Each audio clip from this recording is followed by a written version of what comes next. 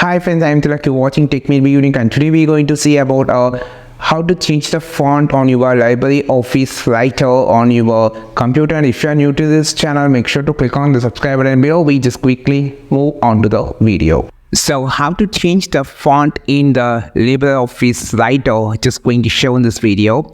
So as I said, it's a best alternative of the Microsoft Word because it's a free of cost. So you can just change the font. For an example, I just need to change this font for this.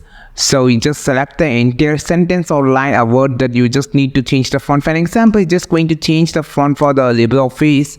You can just select it. You can just click on the font name on the top here. So I'm just going to have a different look for this particular word because it's an important thing like that. So you can also choose every font, total font. You can just change the font. You just need to click here. So you have the Arial black and a lot of list is going on. You can just also search the font you just needed. So by just typing the name of the font, you can just easily click the font you just needed.